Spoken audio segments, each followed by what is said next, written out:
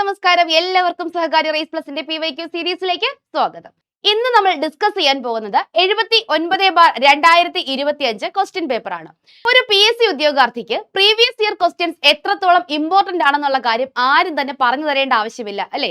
പഠിച്ചു തുടങ്ങുന്നവരും പഠിച്ച് നല്ലൊരു ലെവലിൽ എത്തിയവരും എല്ലാവരും തന്നെ തങ്ങളുടെ ലെവൽ ഒന്ന് പരീക്ഷിക്കുന്നത് എങ്ങനെ തന്നെയാണ് PYQs ഒന്ന് ചെയ്തു നോക്കി തന്നെയാണ് അല്ലേ. അതിലൂടെ ഉണ്ടാകുന്ന നമ്മുടെ ഇംപ്രൂവ്മെന്റ് ആണ് നമ്മളെ ഒരു പരീക്ഷയുടെ ഒരു മെയിൻ ലിസ്റ്റിലേക്ക് എത്തിക്കുന്നത് അല്ലേ. PYQs ചെയ്ത് നല്ല മികച്ച ക്ലാസ്സുകൾ കണ്ട് പഠിച്ച് നോട്ട് എഴുതി അങ്ങനെ ഉറക്കമൊളിച്ച് തന്നെയാണ് എല്ലാവരും സർക്കാർ ജോലിയിലേക്ക് എത്തപ്പെട്ടിട്ടുള്ളത്. നിങ്ങൾ കാത്തിരിക്കുന്ന സർക്കാർ ജോലി നിങ്ങളുടെ കൈകളിലേക്ക് എത്തിക്കാൻ PYQ സീരീസുമായി സഹകാരി എത്തിയിട്ടുണ്ട്. അപ്പൊ നമുക്ക് എന്തായാലും ഇന്നത്തെ ക്വസ്റ്റ്യൻ പേപ്പറിലെ ചോദ്യങ്ങളിലേക്ക് കടക്കാം. ആദ്യത്തെ ചോദ്യം എല്ലാവരും നോക്കിക്കേ. നമുക്ക് എല്ലാവർക്കും വളരെ വളരെ സുപരിചിതമായിട്ടുള്ള വൈക്കം സത്യാഗ്രഹവുമായി ബന്ധപ്പെട്ടതാണ് ആദ്യത്തെ ചോദ്യം. നമുക്കൊന്ന് നോക്കാം.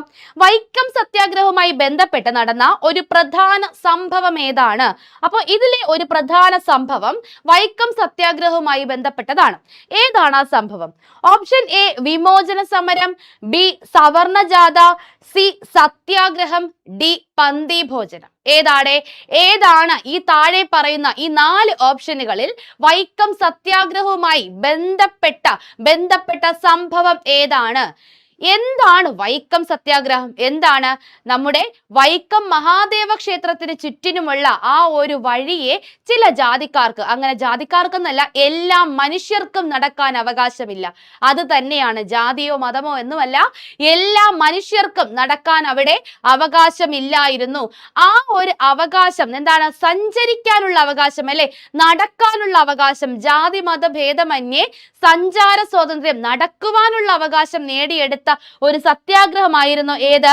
നമ്മുടെ വൈക്കം സത്യാഗ്രഹം. അപ്പോൾ നടക്കാനുള്ള ചില ജാതിക്കാർക്ക് നടക്കാൻ പറ്റില്ല, ചില മതക്കാർക്ക് നടക്കാൻ കഴിയില്ല. അപ്പോൾ അതുമായി ബന്ധപ്പെട്ട് നടന്ന ഒരു പ്രധാന സംഭവം ചോദിച്ചാൽ നമുക്ക് അതിൽ നിന്നും തന്നെ മനസ്സിലാക്കാം എന്താണ് സവർണ ജാഥ. എന്താണ് സവർണ ജാഥ? നമ്മുടെ മന്നത്ത് പത്മനാഭൻ സംഘടിപ്പിച്ച സവർണ ജാഥ നടത്തിയത് ആരാണ്? മന്നത്ത് പത്മനാഭനാണ് സവർണ ജാഥ നടത്തിയത്. ഇന്ത്യയിൽ അയിത്തത്തിനെതിരെ തന്നെ നടന്ന ആദ്യത്തെ സമരമായി കണക്കാക്കുന്നത് നമ്മുടെ ഈ വൈക്കം സത്യാഗ്രഹമാണ് കേട്ടോ. 1924 മാർച്ച് 30 1924 മാർച്ച് 30 ആരംഭിച്ച് 1925 നവംബർ 23 നമ്മുടെ വൈക്കം സത്യാഗ്രഹം അവസാനിക്കുന്നത്. വൈക്കം സത്യാഗ്രഹം ആരംഭിക്കുമ്പോൾ തിരുവിതാംകൂർ ഭരണാധികാരി ശ്രീ മൂലം തിരുനാളായിരുന്നു. എന്നാൽ വൈക്കം സത്യാഗ്രഹം അവസാനിക്കുമ്പോൾ ഈ ഒരു 25 ആകുമ്പോഴത്തേക്കും അത് നമ്മുടെ റാണി സേതു ലക്ഷ്മിഭായി ആണ്. ഈ റാണി സേതു ലക്ഷ്മിഭായിക്കാണ് വൈക്കം സത്യാഗ്രഹവുമായി ബന്ധപ്പെട്ട നിവേദനമൊക്കെ സമർപ്പിക്കുന്നത്. ആ നിവേദനം സമർപ്പിച്ച വ്യക്തിയുടെ പേര് കൂടി നിങ്ങളൊന്ന് പഠിച്ചു വെക്കുക. പരമേശ്വരൻ പിള്ള. ആരാണ്? പരമേശ്വരൻ പിള്ളയുടെ നേതൃത്വത്തിൽ ചങ്ങനാശ്ശേരി പരമേശ്വരൻ പിള്ള. ആരാണ്? ചങ്ങനാശ്ശേരി പരമേശ്വരൻ പിള്ളയുടെ നേതൃത്വത്തിലുള്ള ഒരു സംഘമാണ് വൈക്കം സത്യാഗ്രഹ നിവേദനം ആർക്ക് സമർപ്പിക്കുന്നത്? റാണി സേതു ലക്ഷ്മിഭായിക്ക് സമർപ്പിക്കുന്നത്. അപ്പൊ ഇത്രയും പോയിന്റ്സ് നിങ്ങൾ എന്ത് ചെയ്യുക? വൈക്കം സത്യാഗ്രഹവുമായി ബന്ധപ്പെട്ട് പഠിച്ചു വെക്കുക. ഗാന്ധിജിയുടെ 2ാം കേരള സന്ദർശനം വൈക്കം സത്യാഗ്രഹവുമായി ബന്ധപ്പെട്ടായിരുന്നു. കൃത്യമായിട്ട് പഠിച്ചു വെക്കുക. വൈക്കം സത്യാഗ്രഹം നടന്നിട്ട് എത്ര വർഷമായി? 100 വർഷമായി അല്ലേ. 2024 മാർച്ച് 30 ആയപ്പോഴേക്കും വൈക്കം സത്യാഗ്രഹം നടന്നിട്ട് 100 വർഷങ്ങൾ പിന്നിട്ടു.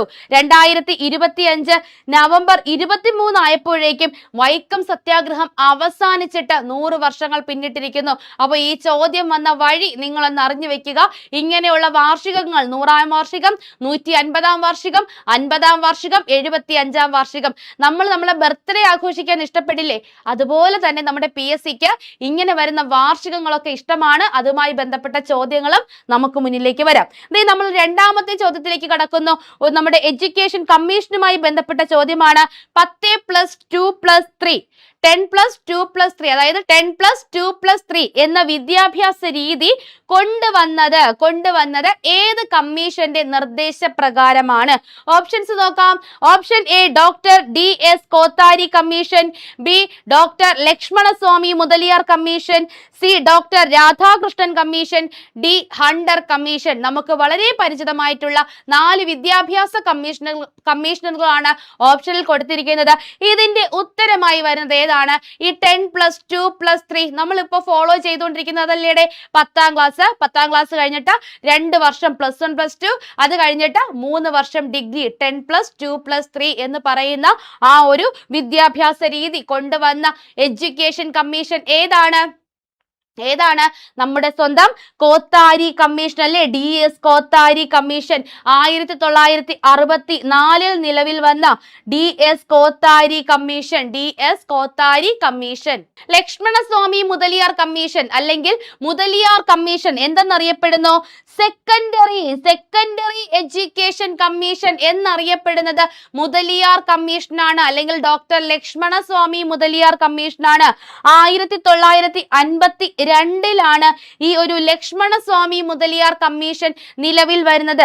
അടുത്ത ഓപ്ഷൻ നോക്കിക്കേ, ഡോക്ടർ രാധാകൃഷ്ണൻ കമ്മീഷൻ. നമുക്ക് എല്ലാവർക്കും അറിയാം എന്താണ്? നമ്മുടെ യൂണിവേഴ്സിറ്റി കമ്മീഷൻ എന്നറിയപ്പെടുന്നു അല്ലെ, യൂണിവേഴ്സിറ്റി കമ്മീഷൻ എന്നറിയപ്പെടുന്നു. 1948 വന്ന കമ്മീഷൻ. സ്വതന്ത്ര ഇന്ത്യയിലെ ആദ്യത്തെ വിദ്യാഭ്യാസ കമ്മീഷനാണ് ഏത്? Doctor Radhakrishnan commission. അടുത്തത് നോക്കിക്കേ, ഹണ്ടർ കമ്മീഷൻ എന്താണ്? ബ്രിട്ടീഷ് ഇന്ത്യയിലെ ആദ്യത്തെ വിദ്യാഭ്യാസ കമ്മീഷനാണ് ഹണ്ടർ കമ്മീഷൻ. 1882 ഹണ്ടർ കമ്മീഷൻ നിലവിൽ വരുന്നത്. നമ്മൾ ഡോക്ടർ രാധാകൃഷ്ണൻ കമ്മീഷൻ നമ്മുടെ യൂണിവേഴ്സിറ്റി കമ്മീഷൻ എന്ന് പറഞ്ഞു, സ്വതന്ത്ര ഇന്ത്യയിലെ ആദ്യ വിദ്യാഭ്യാസ കമ്മീഷൻ എന്ന് പറഞ്ഞു. ഇന്ത്യയിലെ ആദ്യത്തെ സർവകലാശാല കമ്മീഷൻ ഏതെന്ന് ചോദിച്ചാൽ 1902 നിലവിൽ വന്ന റാലെ കമ്മീഷൻ എന്ന് പറയണം. എന്താണ്? റാലെ കമ്മീഷൻ. 1902 നിലവിൽ വന്ന റാലെ കമ്മീഷനാണ് ഇന്ത്യയിലെ ആദ്യത്തെ വിദ്യാഭ്യാസ കമ്മീഷൻ. 1902 സ്വതന്ത്ര ഇന്ത്യയിലല്ല എന്ന് നിങ്ങൾ ഓർത്തു വെക്കുക. ഡോക്ടർ രാധാകൃഷ്ണൻ കമ്മീഷനാണ് സ്വതന്ത്ര ഇന്ത്യയിലെ ആദ്യത്തെ വിദ്യാഭ്യാസ കമ്മീഷൻ. നമുക്ക് അടുത്തതിലേക്ക് പോകാം. ഗാന്ധിജി ചമ്പാരൻ സത്യാഗ്രഹം നടത്തിയ വർഷം. ഗാന്ധിജി ചമ്പാരൻ സത്യാഗ്രഹം നോക്കാം. 1914, 16, 17, 18. നമുക്ക് എപ്പോഴും കുറച്ച് കൺഫ്യൂഷൻ ഉള്ളതാണ് ഈ ചമ്പാരൻ സത്യാഗ്രഹം, ഖേദ സത്യാഗ്രഹം, അഹമ്മദാബാദ് മിൽ സമരം, ഇതൊക്കെ സംബന്ധിച്ചല്ലേ. ഈ ചമ്പാരൻ സത്യാഗ്രഹം എന്ന് പറയുമ്പോൾ ബീഹാറിലെ ചമ്പാരനിൽ നടന്നതാണ്. അതായത് അവിടുത്തെ കർഷകർ കൃഷി ചെയ്യുന്ന 20% ഭൂമിയിൽ, അതായത് 20% ഭൂമിയിൽ 20 ഭാഗത്തും എന്ത് കൃഷി ചെയ്യണം? നീലം കൃഷി ചെയ്യണം എന്ന് അനുശാസിക്കുന്ന ഒരു സമ്പ്രദായം അവിടെ വന്നു. 20 ഭാഗത്ത് മാത്രം നീലം കൃഷി ചെയ്യുക എന്ന ഒരു നിയമം, തിങ്കതീയ നിയമം കൊണ്ടുവന്നു ബ്രിട്ടീഷുകാർ. അവിടെ ഒരു തിങ്കതീയ നിയമം, 20 ഭാഗം, 3 ഭാഗത്ത് മാത്രം നിങ്ങൾ എന്ത് ചെയ്യുക? നീലം കൃഷി ചെയ്യുക എന്ന ഒരു നിയമവുമായി ബ്രിട്ടീഷുകാർ വന്നു. അതിനെതിരെ ചമ്പാരൻ നിവാസികൾ നടത്തിയ സത്യാഗ്രഹമാണ് ചമ്പാരൻ സത്യാഗ്രഹം. ഗാന്ധിജി ഇന്ത്യയിലെ നമ്മുടെ ഒരു രാഷ്ട്രീയ സമരത്തിലേക്ക് കാലെടുത്ത് വെക്കുന്നത് ചമ്പാരനിലൂടെയാണ് കേട്ടോ, ചമ്പാരൻ സത്യാഗ്രഹത്തിലൂടെയാണ്. ഏത് വർഷമാണ് ചമ്പാരൻ സത്യാഗ്രഹം നടന്നത്? അപ്പോൾ ഗാന്ധിജിയുടെ പ്രവേശനം അല്ലെ, ഗാന്ധിജിയുടെ പ്രവേശനം ചമ്പാരനിലൂടെ എന്ന് പറയുമ്പോൾ 1917 അല്ലെ, ഓപ്ഷൻ സി 1917. ഈ ചമ്പാരൻ സത്യാഗ്രഹം, അതായത് ആ ഒരു പ്രശ്നങ്ങൾക്കൊക്കെ നേതൃത്വം വഹിച്ച പ്രാദേശിക നേതാവിന്റെ പേര് പഠിച്ചു വെക്കുക. എന്താണ്? രാജ്കുമാർ ശുക്ല. ആരാണ്? രാജ്കുമാർ ശുക്ലയാണ്. കൂടാതെ 1916 INC ലക്നൗ സമ്മേളനത്തിൽ ഈ ഒരു പ്രശ്നവുമായി ബന്ധപ്പെടുത്തി ഗാന്ധിജിയുടെ നിർദ്ദേശപ്രകാരം ഒരു വ്യക്തി ഒരു പ്രമേയം അവതരിപ്പിച്ചു. ആരാണ് അത്? ബ്രജ് കിഷോർ. ആരാണ്? ബ്രജ് കിഷോർ ആണ്. അപ്പൊ ഗാന്ധിജി ചമ്പാരൻ സത്യാഗ്രഹം നടത്തിയ വർഷം 1917 ആണ്. 1918 ഖേദ സത്യാഗ്രഹവും അതുപോലെ അതുപോലെ തന്നെ അഹമ്മദാബാദ് മിൽ സമരവും വരുന്നത് 1918 നമുക്ക് അടുത്ത ചോദ്യത്തിലേക്ക് പോകാമല്ലോ അല്ലെ? അടുത്ത ചോദ്യത്തിലേക്ക് പോകാം. 4ാമത്തെ ചോദ്യം, പ്രാതിനിധ്യം ഇല്ലാതെ നികുതിയില്ല എന്ന മുദ്രാവാക്യത്തിന് രൂപം നൽകിയതാര്? പ്രാതിനിധ്യം ഇല്ലാതെ നികുതിയില്ല. Option A Warren Hastings, option B Thomas Paine, option C James Madison, option D James Otis. നമുക്ക് ഉത്തരത്തിലേക്ക് വരുന്നതിന് മുന്നേ തന്നെ ഏത് അവസരത്തിലാണ് ഈ ഒരു പ്രസ്താവന വന്നത്? പ്രാതിനിധ്യം ഇല്ലാതെ നികുതിയില്ല, നിങ്ങൾ ഞങ്ങൾക്ക് നിങ്ങളുടെ ഭരണകൂടത്തിൽ ഒരു പ്രാതിനിധ്യം തരൂ, അല്ലാതെ ഞങ്ങൾ എന്തിനവിടെ നികുതി അടയ്ക്കണം. ഇത് ഏത് സമരവുമായി, ഇതൊരു ലോക വിപ്ലവം, നമ്മൾ വേൾഡ് ഹിസ്റ്ററിയിൽ പഠിക്കുന്ന ഒരു വിപ്ലവവുമായി ബന്ധപ്പെട്ടതാണ്. ഇത് ഏത് വിപ്ലവവുമായി ബന്ധപ്പെട്ട പ്രസ്താവനയാണ്? അതാണ് നമ്മൾ ആദ്യം ഓർത്തിരിക്കേണ്ടത്. പ്രാതിനിധ്യം ഇല്ലാതെ നികുതിയില്ല, ഒരു ഭരണകൂടത്തിനെതിരെ സംസാരിക്കുന്നു. ലോകത്താദ്യമായിട്ട് ഒരു എഴുതപ്പെട്ട ഭരണഘടന നിലവിൽ വരുന്നു. എവിടെയാണ്? അമേരിക്കൻ ഭരണഘടന. അമേരിക്കൻ വിപ്ലവം, അമേരിക്കൻ സ്വാതന്ത്ര്യ സമരവുമായി ബന്ധപ്പെട്ടതാണ് ഈ ഒരു വാക്ക്, പ്രാതിനിധ്യമില്ലാതെ നികുതിയില്ല. ഇങ്ങനെ പറഞ്ഞ വ്യക്തി ആരാണ് പ്രാതിനിധ്യമില്ലാതെ നികുതി ഇല്ല എന്ന് പറഞ്ഞത്? ആരാണ്? ജെയിംസ് ഓട്ടിസ് ആണ്. ജെയിംസ് ഓട്ടിസ് ആണ് പ്രാതിനിധ്യം ഇല്ലാതെ നികുതിയില്ല എന്ന പ്രസ്താവന മുന്നോട്ട് വെച്ച വ്യക്തി. അപ്പൊ ഇതിനെയൊക്കെ പറ്റി, അമേരിക്കൻ സ്വാതന്ത്ര്യ സമരത്തെ പറ്റി തന്നെ പറയുന്ന ഒരു പുസ്തകമുണ്ട്. ആ പുസ്തകത്തിന്റെ പേരാണ് കോമൺ സെൻസ്. എന്താണ്? Common sense. ഈ കോമൺ സെൻസ് എഴുതിയ വ്യക്തിയാണ് നമ്മുടെ ബി ഓപ്ഷൻ. ആരാണ്? Thomas pain. തോമസ് പെയിൻ ആണ് ഏത് പുസ്തകം എഴുതിയത്? കോമൺ സെൻസ് എഴുതിയത് ആരാണ്? തോമസ് പെയിൻ ആണ്. ക്ലിയർ അല്ലേ? ആദ്യത്തെ 4 ചോദ്യം നമ്മൾ ഇവിടെ ഡിസ്കസ് ചെയ്ത് കഴിഞ്ഞു. 5ാമത്തെ ചോദ്യത്തിലേക്ക് നമ്മുടെ യാത്ര തുടരുന്നു. 5ാമത്തെ ചോദ്യം നോക്കിക്കേ. കറുപ്പ് വ്യാപാരവും തുറന്ന വാതിൽ നയവും ഏത് വിപ്ലവവുമായി ബന്ധപ്പെട്ടിരിക്കുന്നു? ഇതിന്റെ ഉത്തരം നിങ്ങളുടെ മനസ്സിൽ, എല്ലാവരുടെ മനസ്സിലുമുണ്ട്. ഓപ്ഷൻ എ ചൈനീസ് വിപ്ലവം, ബി അമേരിക്കൻ സ്വാതന്ത്ര്യ സമരം, സി റഷ്യൻ വിപ്ലവം, ഡി ഫ്രഞ്ച് വിപ്ലവം. എന്തായിരുന്നു ഇവിടത്തെ പ്രത്യേകത? ഈ രാജ്യത്തെ പട്ടുവസ്ത്രങ്ങളും അതുപോലെ മറ്റു ആഡംബര വസ്ത്രങ്ങളും ഒക്കെ ഭയങ്കര വിലപിടിപ്പുള്ളതായിരുന്നു, ഭയങ്കര അടിപൊളിയായിരുന്നു. ഇത് ആർക്ക് വേണം? ഇത് യൂറോപ്പുകാർക്ക് വേണം. അപ്പൊ ഇവരുടെ ഈ പട്ടുവസ്ത്രങ്ങളൊക്കെ ഈ യൂറോപ്പുകാർ വാങ്ങുമ്പോൾ അവരവർക്ക് കാശ് കൊടുക്കണ്ടേടെ? വെറുതെ കൊണ്ടുവന്ന് ഇത്രയും വിലപിടിപ്പുള്ള സാധനങ്ങൾ ആർക്കെങ്കിലും കൊടുക്കോ? അങ്ങനെ ഈ രാജ്യത്തിന് യൂറോപ്പുകാർ വെള്ളി കൊടുക്കാൻ നിർബന്ധിതരായി. പക്ഷേ അവർക്കത് ഇഷ്ടമല്ല. എല്ലാവരെയും അടക്കി ഭരിച്ചാണ് അവരുടെ ഒരു ശീലം അല്ലെ? എല്ലാവരെയും അടക്കി ഭരിച്ച ശീലമുള്ളവർക്ക് അത് അത്രയ്ക്ക് ഇഷ്ടപ്പെട്ടില്ല. അപ്പൊ എന്ത് ചെയ്തു? ബ്രിട്ടീഷുകാരൊരു തന്ത്രം പ്രയോഗിച്ച് എന്ത് ചെയ്തു എന്നറിയാവോ? അവരെന്ത് ചെയ്തു? ഇന്ത്യയിൽ കുറച്ച് കറുപ്പ് കൃഷി ചെയ്തിട്ട് ആ കറുപ്പിനെ വിൽക്കാനുള്ളൊരു വിപണിയായിട്ട് ഈ ഒരു രാജ്യത്തെ മാറ്റി. കറുപ്പ് വിൽക്കുന്നതിനുള്ള ഒരു വിപണിയായിട്ട് ഈ രാജ്യത്തെ മാറ്റുകയും ആ കറുപ്പിന് പകരം പട്ട് വാങ്ങുകയും ആ പട്ടിന് വളരെ കുറഞ്ഞ തുച്ഛമായ വില നൽകി വരികയും ചെയ്തു. അങ്ങനെ എന്ത് ചെയ്തു? ആ രാജ്യത്തെ ആളുകൾ ഈ കറുപ്പ് എന്ന് പറയുന്ന നമ്മുടെ ഇപ്പോഴത്തെ മയക്കുമരുന്ന് എന്നൊക്കെ തന്നെ പറയാം അല്ലെ? അതൊക്കെ കഴിച്ച് അവരിങ്ങനെ കിറങ്ങി നടന്നു കഴിഞ്ഞാൽ ആ രാജ്യത്തിനൊരു പുരോഗതി ഉണ്ടാവോടെ? ആ രാജ്യത്തിനൊരു പുരോഗതിയുമില്ല.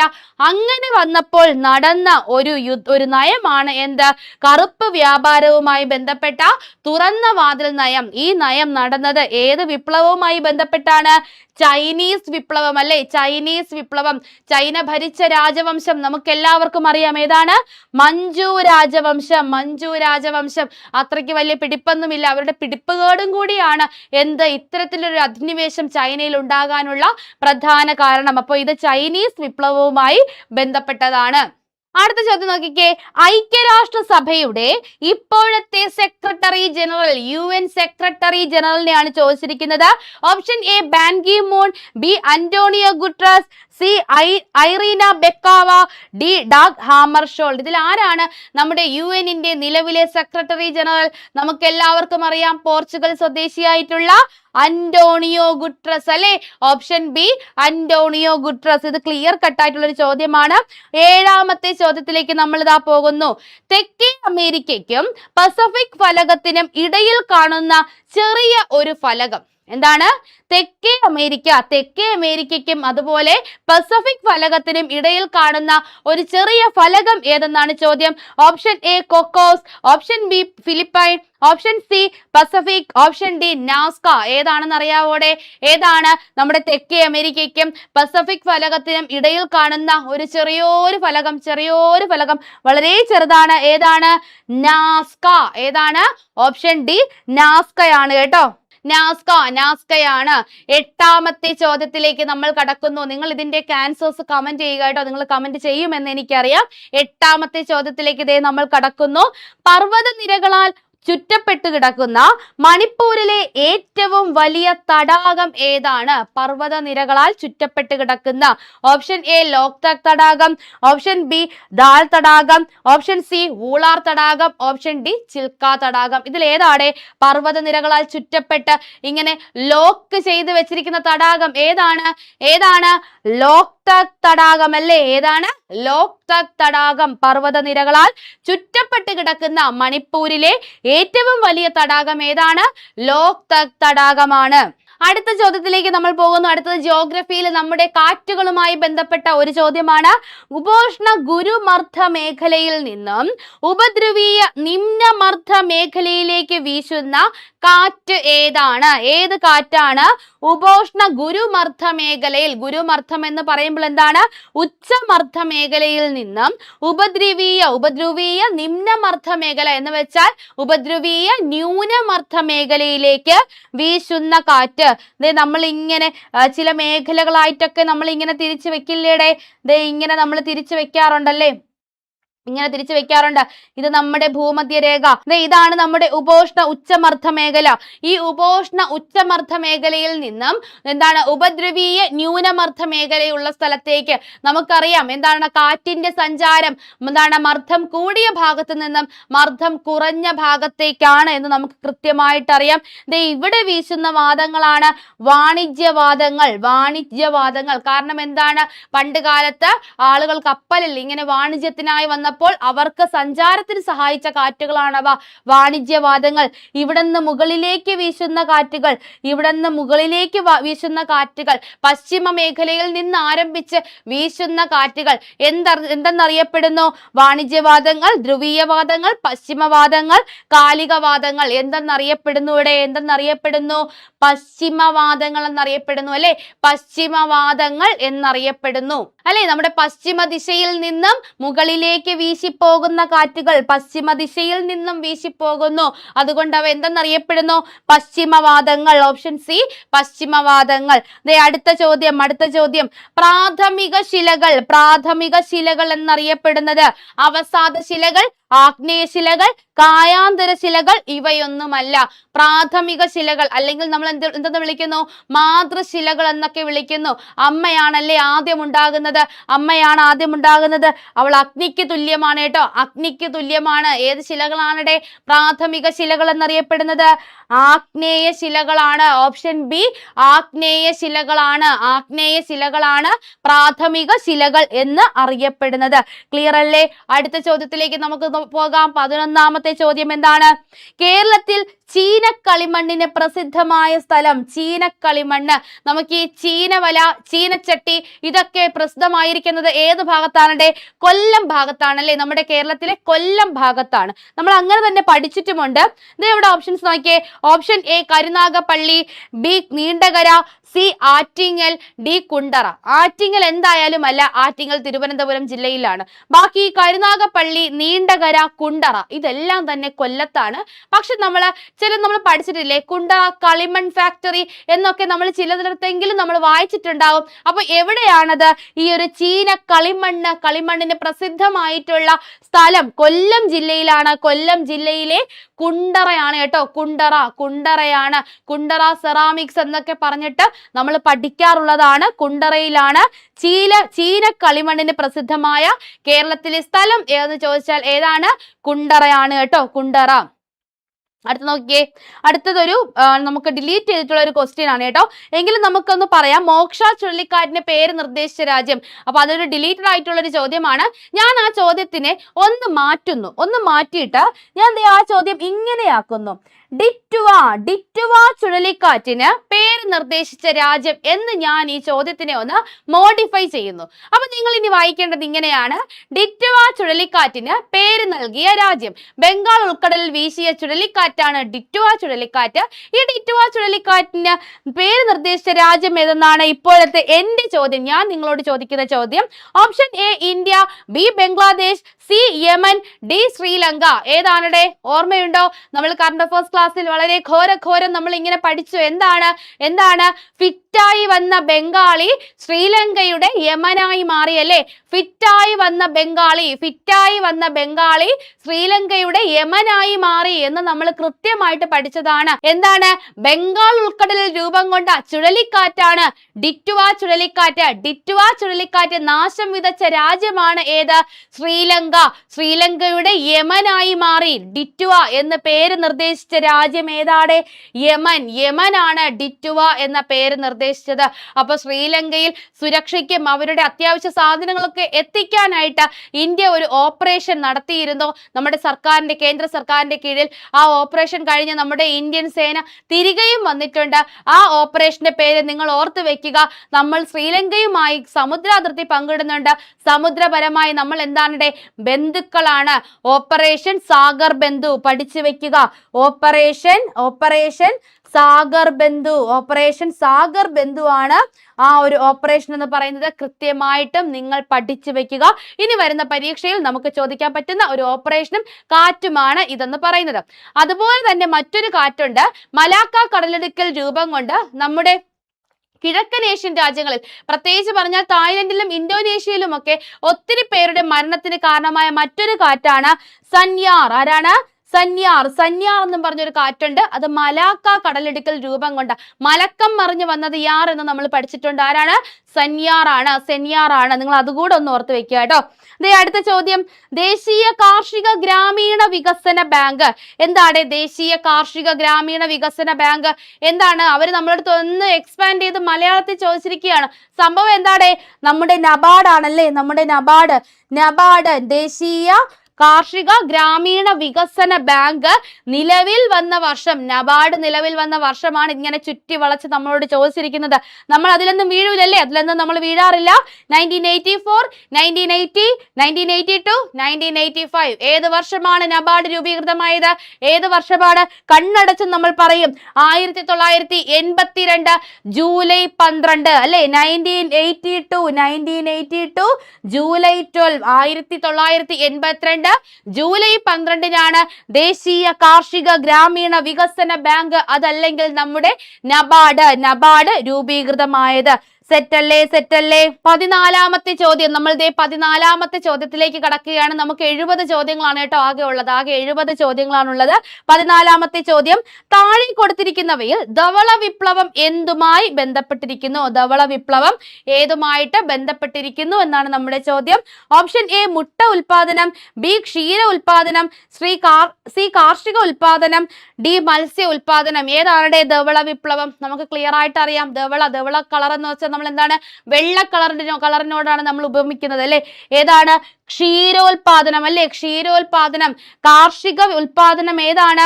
ഹരിത വിപ്ലവമാണല്ലേ? ഹരിത വിപ്ലവം. മത്സ്യ ഉൽപ്പന്നം ഏതാണ്? നീല വിപ്ലവമാണ്. വിപ്ലവമാണ്. മുട്ട ഏതാണ്ട്? മുട്ട സിൽവർ അല്ലേ? സിൽവർ വിപ്ലവം എന്നറിയപ്പെടുന്നത് ഏതാണ്?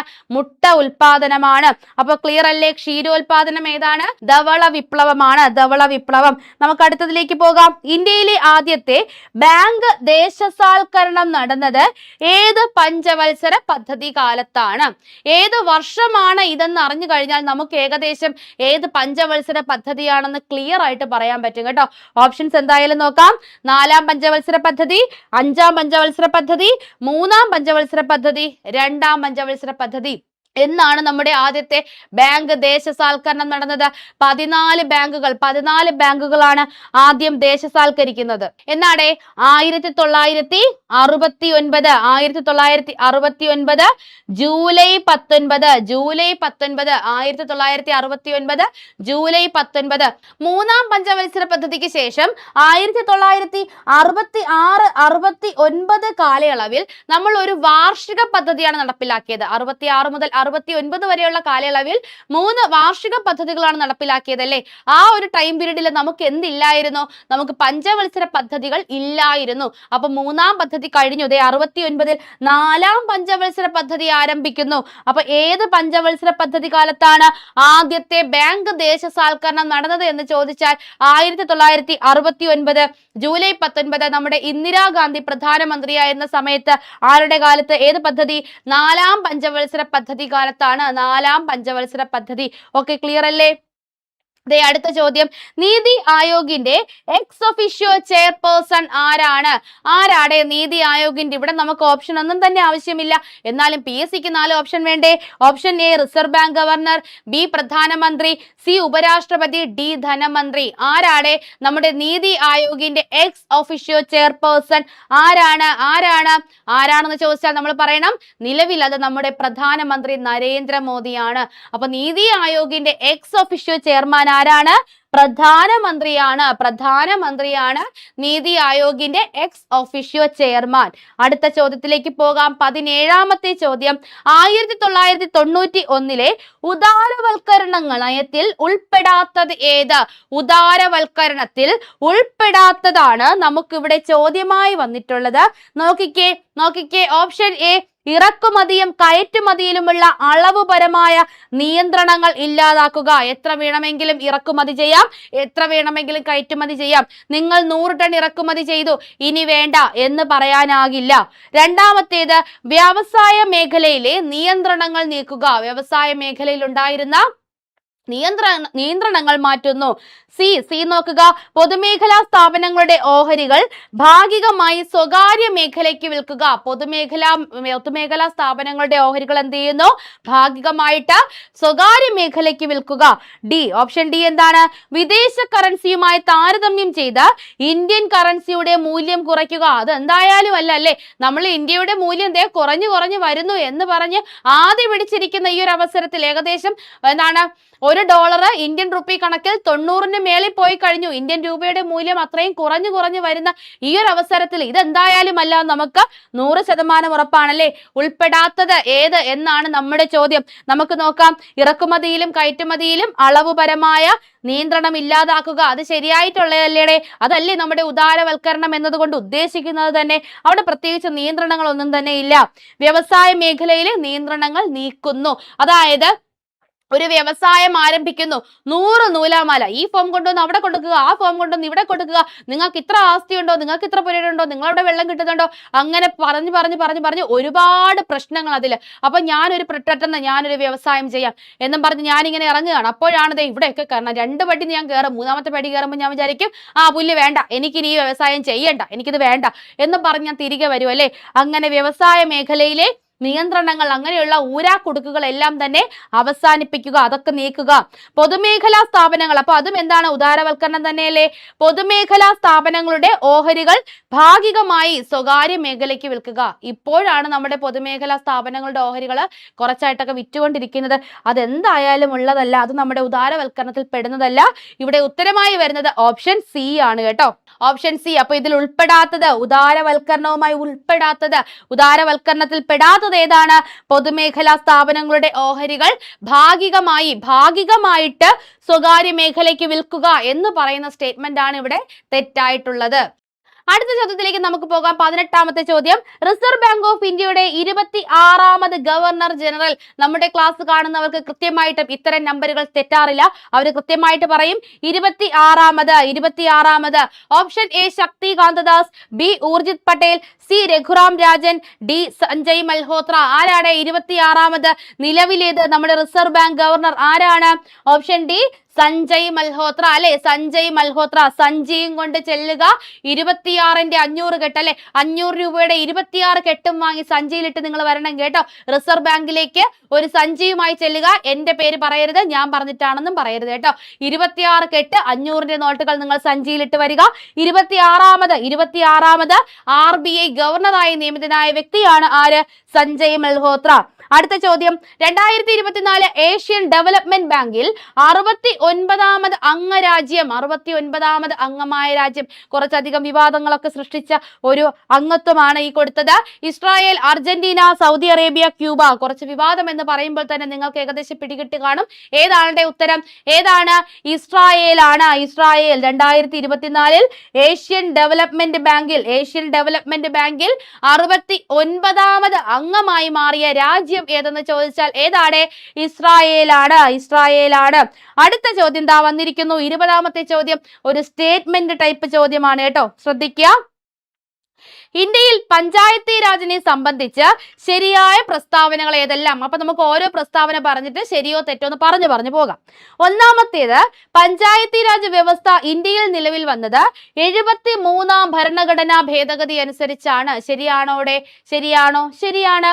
1992 73ാം ഭരണഘടനാ ഭേദഗതി എന്ന് ക്ലിയർ കട്ടായിട്ട് നമ്മൾ പഠിച്ചു പോകുന്നു. ശരിയാണ്. പഞ്ചായത്തി രാജിനെ കുറിച്ച് പ്രതിപാദിക്കുന്ന ഭരണഘടന ആർട്ടിക്കിൾ 40 ആണ്. ആർട്ടിക്കിൾ 40 ആണ്. ശരിയല്ലേ? അത് വളരെ വളരെ ശരിയാണ്. പാർട്ട് 4 ആർട്ടിക്കിൾ 40 വളരെ ശരിയാണ്. പഞ്ചായത്തി രാജ് ദിനമായി ആചരിക്കുന്നത് ഓഗസ്റ്റ് 24 ആണ്. ഒറ്റ നോട്ടത്തിൽ കാണുമ്പോൾ വളരെ ശരിയാണ് എന്ന് നമുക്ക് തോന്നുമെങ്കിലും നിങ്ങൾ രണ്ടാമതൊരു നോട്ടം കൂടി ആ ഒരു ഡേറ്റിലേക്ക് നോക്കുക. ഒന്നുകൂടെ കണ്ണു തുറന്ന് നോക്കുക. ഓഗസ്റ്റ് 24 തന്നെയാണ്. അത് ഓഗസ്റ്റ് ആണോടെ? ഓഗസ്റ്റ് ആണോ? ഏപ്രിൽ അല്ലേ? ഏപ്രിൽ 24 അല്ലേ? ഏപ്രിൽ 24 ദേശീയ പഞ്ചായത്ത് രാജ് ദിനം. ഏപ്രിൽ 23 നമ്മുടെ കേരള പഞ്ചായത്ത് രാജ് ദിനമല്ലേ? അവിടെ തെറ്റിയല്ലേ? അവിടെ തെറ്റി. അപ്പൊ ശരിയായ പ്രസ്താവനയാണ് ചോദിച്ചിരിക്കുന്നത്. ഓപ്ഷൻ ഏതാണ്? മൂന്നാമത്തെ സ്റ്റേറ്റ്മെന്റ് തെറ്റാണ്. അപ്പൊ മൂന്നാമത്തെ സ്റ്റേറ്റ്മെന്റ് ഉള്ള ഓപ്ഷൻസ് എല്ലാം നമുക്ക് ആദ്യം ഒന്ന് ഡിലീറ്റ് ചെയ്യാം. Option A 1, 2, 3. അപ്പൊ ഓപ്ഷൻ എ എന്തായാലും അല്ല. ഓപ്ഷൻ ബി 1, 2, 4 നമുക്കൊന്നും ചെയ്യേണ്ട. ഓപ്ഷൻ സി 2, 3, 4 അല്ലല്ലേ? 2, 3, 4 എന്തായാലും അല്ല. All of the above, all the above എന്തായാലും അല്ല. അപ്പൊ നമുക്ക് നാലാമത്തെ സ്റ്റേറ്റ്മെന്റ് വായിക്കാതെ തന്നെ നമുക്ക് ഉത്തരം കിട്ടി. Option B 1, 2, 4. 1, 2, 4 ഓപ്ഷൻ ബി ആണ് ഉത്തരം. നാലാമത്തെ സ്റ്റേറ്റ്മെന്റ് ഒന്ന് വായിക്കാം. ഇന്ത്യയിലെ പഞ്ചായത്തി രാജിന്റെ പിതാവ് എന്നറിയപ്പെടുന്നത് ബൽവന്തറായി മേത്ത. ബൽവന്തറായി മേത്ത കമ്മീഷന്റെ റിപ്പോർട്ട് അല്ലെ? ബൽവന്തറായി മേത്തയാണ് ഇന്ത്യയിൽ പഞ്ചായത്തി രാജ് സംവിധാനത്തിന്റെ പിതാവ്. നമ്മുടെ എന്താണ്? ഗ്രാമപഞ്ചായത്ത്, ബ്ലോക്ക് പഞ്ചായത്ത്, ജില്ലാ പഞ്ചായത്ത്, ഇങ്ങനെ ഒരു 3 ടയർ സിസ്റ്റം കൊണ്ടുവരാൻ കാരണമായ വ്യക്തി ആരാണ്? ബൽവന്തറായി മേത്ത, പഞ്ചായത്ത് രാജിന്റെ പിതാവ് എന്നറിയപ്പെടുന്നു. ക്ലിയർ അല്ലേ? ക്ലിയർ ആണ്. അടുത്ത ചോദ്യം, ഇന്ത്യൻ ഭരണഘടനയുടെ സുവർണ ത്രികോണം എന്നറിയപ്പെടുന്ന 3 ആർട്ടിക്കിളുകൾ. ഇതൊക്കെ ഡയറക്റ്റ് ചോദ്യമാണ്, നമുക്കൊന്നും പറയാനില്ല. Article 14, 19, 21. Option B article 14, 16, 19. Option C article 19, 20, 21. Option D article 14, 18, 21. ഇതിലേതാണ് സുവർണ ത്രികോണം എന്നറിയപ്പെടുന്നത്? നമ്മുടെ ഇന്ത്യൻ ഭരണഘടനയുടെ സുവർണ ത്രികോണം. ക്ലിയർ അല്ലേ? ക്ലിയർ അല്ലേ? ഏതാണ്? Option A article 14, 19, 21. നിയമത്തിന് മുന്നിൽ എല്ലാവരും തുല്യർ അല്ലെ? നിയമസമത്വം. ആർട്ടിക്കിൾ 14. ആർട്ടിക്കിൾ 19 എന്താണ്? 6 മൗലിക സ്വാതന്ത്ര്യങ്ങൾ അല്ലെ? 6 മൗലിക സ്വാതന്ത്ര്യങ്ങൾ. ആർട്ടിക്കിൾ 21 എന്താണ്? ജീവിക്കാനുള്ള അവകാശം അല്ലെ? ജീവിക്കാനുള്ള അവകാശം. ജീവിക്കുന്നതിനും വ്യക്തി സ്വാതന്ത്ര്യത്തിനുമുള്ള അവകാശമാണ് ഏത്? ആർട്ടിക്കിൾ 21. ഇവ 3 നമ്മുടെ ഭരണഘടനയുടെ സുവർണ ത്രികോണം എന്നറിയപ്പെടുന്നത്. ക്ലിയർ ആണ്. അടുത്ത ചോദ്യത്തിലേക്ക് നമ്മൾ പോകുന്നു. 22ാമത്തെ ചോദ്യം, താഴെ തന്നിരിക്കുന്നവയിൽ ഗവൺമെന്റിന്റെ ശിഷ്ട അധികാരത്തിൽ പെടുത്താവുന്നത് ഏതാണ്? ശിഷ്ട അധികാരം അതല്ലെങ്കിൽ റെസിജ്വൽ പവേഴ്സ്. ശിഷ്ട അധികാരം അല്ലെങ്കിൽ ഗവൺമെന്റിന്റെ റെസിജ്വൽ പവേഴ്സ് ആർട്ടിക്കിൾ 248 അനുശാസിക്കുന്നു. കവരവരുടെ അമ്മയുടെ ഗർഭപാത്രത്തിൽ നിന്നും കിട്ടിയ മാംസപിണ്ഡം എന്ത് ചെയ്തു? 100 കലങ്ങളിലായി നിറച്ചു. 100 കലങ്ങളിലായി നിറച്ചു. ബാക്കി വന്നത് എന്ത് ചെയ്തു? 101ാമത്തെ മറ്റൊരു കലത്തിൽ ഇട്ടു. അതാണ് ഒരു പെൺകുട്ടി അല്ലെ എന്ന് പറയുന്നത് പോലെ നമുക്ക് 3 ലിസ്റ്റ് ഇല്ലേ? ഏതാണ്? സംസ്ഥാന ലിസ്റ്റ്, കേന്ദ്ര ലിസ്റ്റ്, അതുപോലെ നമ്മുടെ കൺകറന്റ് ലിസ്റ്റ്. ഈ 3 ലിസ്റ്റുകളിലും പെടാത്ത നമ്മുടെ കേന്ദ്ര സർക്കാരിന്റെ ചില അധികാരങ്ങളെ പറ്റി പറയുന്ന, കേന്ദ്ര സർക്കാരിനുള്ള ചില അധികാരങ്ങളാണ് ഈ റെസിജ്വൽ പവേഴ്സ് അല്ലെങ്കിൽ അവശിഷ്ട അധികാരം. അധികാരം ആർട്ടിക്കിൾ 248 അതിൽ പെടുത്താവുന്നത് ഏത് എന്നാണ് ചോദിച്ചിരിക്കുന്നത്. ഏതാണ്? രാജ്യരക്ഷ, ആണവ ഗവേഷണം, സൈബർ നിയമങ്ങൾ, തീർത്ഥാടനം. ഇതിൽ ഏതാണ് നമ്മുടെ ഗവൺമെന്റിന്റെ എന്താണ് വിശിഷ്ടാധികാരം അല്ലെങ്കിൽ നമ്മുടെ റെസിജ്വൽ പവേഴ്സിൽ ഉൾപ്പെടുന്നത്? ഏതാണ്? നമ്മുടെ സൈബർ നിയമങ്ങളാണ് കേട്ടോ. സൈബർ നിയമങ്ങളുമായി ബന്ധപ്പെട്ടത് നമ്മുടെ ഗവൺമെന്റിന്റെ അവശിഷ്ട അധികാരത്തിൽ അല്ലെങ്കിൽ റെസിജ്വൽ പവേഴ്സിലാണ് ഉൾപ്പെടുന്നത്. ആർട്ടിക്കിൾ 248 ഓർത്ത് വെക്കുക. 23ാമത്തെ ചോദ്യം, ഇന്ത്യയുടെ ഭരണഘടനാ നിർമ്മാണ സമിതിയിൽ ഉണ്ടായിരുന്ന ഏക ദളിത് വനിത ഏതാണ്? ഏക ദളിത് വനിത ഒരു മലയാളിയാണ്, നമുക്ക് ക്ലിയർ ആയിട്ട് അറിയാം. അമ്മു സ്വാമിനാഥൻ, ദാക്ഷായണി വേലായുധൻ, ആനി മസ്ക്രിൻ, കമല ചൗധരി. ആരാണ്? നമ്മുടെ സ്വന്തം ദാക്ഷായണി വേലായുധൻ അല്ലേ. ദാക്ഷായണി വേലായുധനാണ് ഇന്ത്യൻ ഭരണഘടനാ നിർമ്മാണ സഭയിൽ അംഗമായിരുന്ന ഏക ദളിത് വനിത. Dakshayani Velayudhan, option B. അടുത്ത ചോദ്യം, ഇന്ത്യയിൽ ഒരു വ്യക്തിക്ക് പൗരത്വം നഷ്ടമാകുന്ന 3 രീതികൾ. നമുക്ക് 3 രീതിയിലാണ് പൗരത്വം നഷ്ടമാകുന്നത്. 5 രീതിയിൽ പൗരത്വം നേടാം, 3 രീതിയിൽ പൗരത്വം നമുക്ക് നഷ്ടപ്പെടുത്താം. 1 പരിത്യാഗം, 2 പൗരത്വ അപഹരണം, 3 ആർജിത പൗരത്വം, 4 നിർത്തലാക്കൽ. ഇതിൽ ഏതാണ് ഉൾപ്പെടാത്തത്? പരിത്യാഗം, പൗരത്വ അപഹരണം, ആർജിത പൗരത്വം, നിർത്തലാക്കൽ. ഇതിൽ ഏതൊക്കെയാണ്? പരിത്യാഗമുണ്ട്, പൗരത്വ അപഹരണമുണ്ട്, ഇതില്ല. പകരം എന്താണ്? നിർത്തലാക്കൽ. ആർജിത പൗരത്വം, നമ്മൾ പൗരത്വം നേടുന്ന ഒരു രീതിയാണല്ലേ. അപ്പൊ 1, 2, 4 ആണ് ഉത്തരമായിട്ട് വരുന്നത്. ആ 1, 2, 4 ഏതിലൊക്കെ ഉണ്ടെന്ന് നോക്കാം. Option A 1, 2, 3, B 1, 3, 4, C 1, 2, 4, D 2, 3, 4. ഏതാണ് ഉള്ളത്? Option C 1, 2, 4. അപ്പോൾ ഇവിടെ ഉത്തരമായി വരുന്നത് ഓപ്ഷൻ സി 1, 2, 4 ആണ്. നമുക്ക് അടുത്തതിലേക്ക് പോകാം. ലോകത്തിലെ ഏറ്റവും പ്രായം കുറഞ്ഞ ചെസ് ചാമ്പ്യൻ എന്ന പദവി അടുത്തിടെ കരസ്ഥമാക്കിയത് ആരാണ്? അപ്പൊ ലോകത്തിലെ ഏറ്റവും പ്രായം കുറഞ്ഞ ചെസ് ചാമ്പ്യൻ ആരാടെ? നമ്മുടെ ചാമ്പ്യൻ അല്ലേ, നമ്മുടെ champion. Option A Magnus Carlsen, B Viswanath Anand, C D Gukesh, D Ding Liren. ആരാടെ ലോകത്തിലെ ഏറ്റവും പ്രായം കുറഞ്ഞ ചെസ് ചാമ്പ്യൻ ആണ്? നമുക്ക് ഇപ്പൊ ഇവിടെ ഒരു ഡൗട്ട് വരും. നമുക്ക് എന്താണ് ലോകത്തിലെ ഏറ്റവും പ്രായം കുറഞ്ഞ ചെസ് ലോകകപ്പ് നേടിയ താരം നമുക്ക് മുന്നിൽ നിൽപ്പുണ്ടല്ലേ. ഇവിടെ ചെസ് ചാമ്പ്യൻ ആണ്. അപ്പൊ ഈ ചോദ്യം തെറ്റല്ലേ? ഇനി വരുമ്പോൾ ഈ ചോദ്യം തെറ്റില്ല. ഇനി വരുമ്പോഴും ഇവിടെ ഉത്തരം നമ്മുടെ സ്വന്തം ഡി ഗുഗേഷ് തന്നെയാണ്. കാരണം എന്താണ് ചെസ് ലോകകപ്പ് നേടുന്ന ഏറ്റവും പ്രായം കുറഞ്ഞ താരമാണ് 2025 ഗോവയിൽ വെച്ച് നടന്ന ചെസ് ലോകകപ്പ് നേടിയ ഉസ്ബെക്കിസ്ഥാന്റെ ജാവോഖിർ സിന്ദറോവ്. അത് ചെസ് ലോകകപ്പാണ്. ഇതെന്താണ്? ചെസ് ചാമ്പ്യൻ ആണ്, മറക്കാതിരിക്കുക. അടുത്ത ചോദ്യം, ഇന്ത്യയുടെ ഇപ്പോഴത്തെ ചീഫ് ഇലക്ഷൻ കമ്മീഷണർ. ഇനി വരുന്ന പരീക്ഷകളിലെല്ലാം ഇലക്ഷനുമായി ബന്ധപ്പെട്ട ഒരു ചോദ്യം നിങ്ങൾ പ്രതീക്ഷിക്കുക. Option A Anoop Chandra, B Rajeev Kumar, C Sushil Chandra, D Gyanesh Kumar. ആരാടെ? ഒരു കുമാറാണ്. ആ കുമാർ ഇലക്ഷനുമായി ബന്ധപ്പെട്ട ഒരു ധ്യാനത്തിലാണ്. ആരാണടേത്? ഗ്യാനേഷ് കുമാർ അല്ലേ. ഓപ്ഷൻ ഡി ഗ്യാനേഷ് കുമാർ ആണ് ഇന്ത്യയുടെ ഇപ്പോഴത്തെ chief election commissioner. Option D ആണ് ഉത്തരം. അടുത്ത ഒരു ചോദ്യത്തിലേക്ക് നമ്മൾ പോകുന്നു.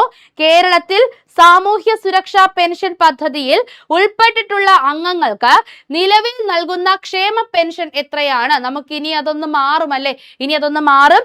Option A 1400, B 1500, C 1600, D 2000. എത്രയാണ് നിലവിൽ നൽകുന്നത്? എത്രയാ കിട്ടുന്നത്?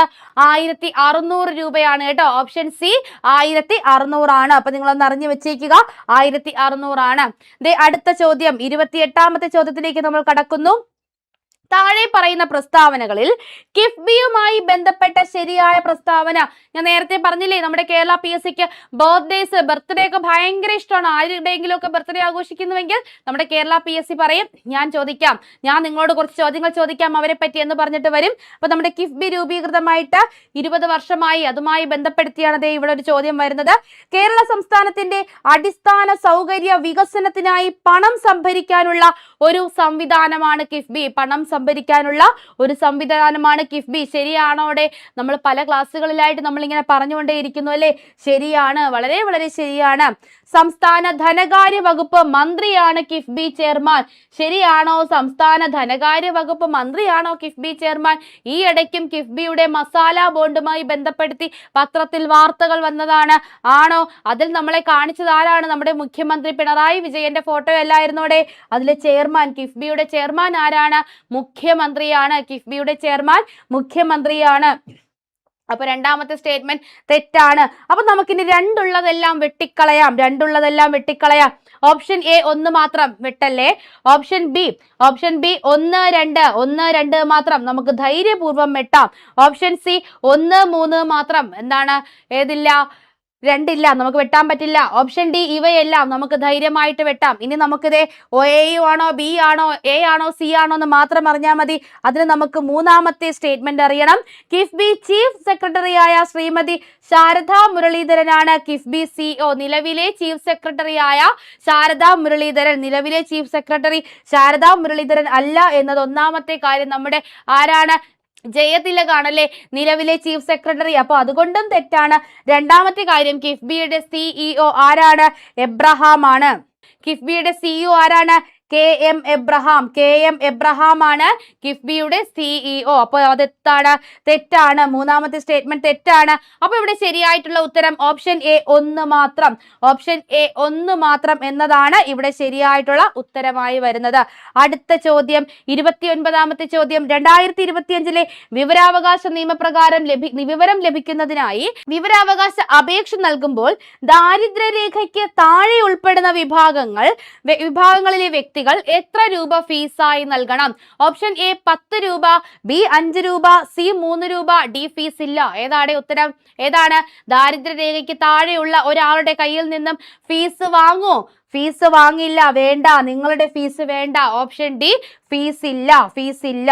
അടുത്ത ചോദ്യം, സംസ്ഥാന തണ്ണീർത്തട അതോറിറ്റി കേരളയുടെ ചെയർമാൻ ആരാണ്? സംസ്ഥാന തണ്ണീർത്തട അതോറിറ്റി കേരളയുടെ ചെയർമാൻ ആരാണ്? കൃഷി വകുപ്പ് മന്ത്രി, മുഖ്യമന്ത്രി, തദ്ദേശ വകുപ്പ് മന്ത്രി, ചീഫ് സെക്രട്ടറി. ആരാണ് നമ്മുടെ തണ്ണീർത്തട അതോറിറ്റിയുടെ ചെയർമാൻ ആരാണ്?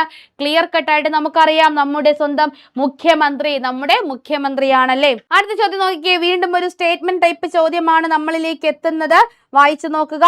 താഴെ പറയുന്ന പ്രസ്താവനകളിൽ കേരള സംസ്ഥാന ആസൂത്രണ ബോർഡുമായി ബന്ധപ്പെട്ട് ശരിയായ പ്രസ്താവനകൾ ഏത്? ആസൂത്രണ ബോർഡുമായി ബന്ധപ്പെട്ടതാണ്. ഒന്നാമത്തെ സ്റ്റേറ്റ്മെന്റ്, സംസ്ഥാന തലത്തിൽ സമഗ്രമായ ആസൂത്രണം നടപ്പിൽ വരുത്തുന്നതിന്റെ ഭാഗമായി കേരളത്തിൽ 1967 കേരള സംസ്ഥാന ആസൂത്രണ ബോർഡ് നിലവിൽ വരുന്നത്. ശരിയല്ലേടെ? ശരിയാണ്. വളരെ ശരിയാണ്. രണ്ടാമത്തെ സ്റ്റേറ്റ്മെന്റ്, സാമ്പത്തിക ആസൂത്രണ മേഖലയുമായി ബന്ധപ്പെട്ട് പ്രവർത്തിക്കുന്ന ഒരാളെ ആസൂത്രണ ബോർഡിന്റെ അധ്യക്ഷനായി നിയമിക്കുന്നു. അപ്പോൾ ആസൂത്രണ ബോർഡിന്റെ അധ്യക്ഷൻ ആരാണ് നമ്മുടെ ആസൂത്രണ ബോർഡിന്റെ അധ്യക്ഷൻ? നീതി ആയോഗിന്റെ അധ്യക്ഷൻ നമ്മുടെ പ്രധാനമന്ത്രി എന്ന് പറയുന്നത് പോലെ ആസൂത്രണ ബോർഡിന്റെ അധ്യക്ഷൻ ആരാണ്? നമ്മുടെ മുഖ്യമന്ത്രിയല്ലേ, മുഖ്യമന്ത്രി. രണ്ടാമത്തെ സ്റ്റേറ്റ്മെന്റ് പൊട്ടത്തെറ്റാണല്ലേ, പൊട്ടത്തെറ്റാണ്. അപ്പൊ നമുക്കിനി നമ്മുടെ ട്രിക്കിലേക്ക് കടക്കാം. രണ്ടുള്ളതെല്ലാം കട്ട് ചെയ്യാം, രണ്ടുള്ളതെല്ലാം നമുക്ക് കട്ട് ചെയ്യാം. ഇവിടെ ശരിയായിട്ടുള്ളതാണ് നമ്മളോട് ചോദിച്ചിരിക്കുന്നത്. ഓപ്ഷൻ എ 1 മാത്രം, ബി നോക്കിക്കേ 1 2 മാത്രം, ഡി ഇവയെല്ലാം നമ്മൾ നേരത്തെ കണ്ട അതുപോലത്തെ ഓപ്ഷൻസ്. ഓപ്ഷൻ സി 1 3 മാത്രം. അപ്പൊ നമുക്ക് മൂന്നാമത്തെ സ്റ്റേറ്റ്മെന്റിലേക്ക് കടക്കാം.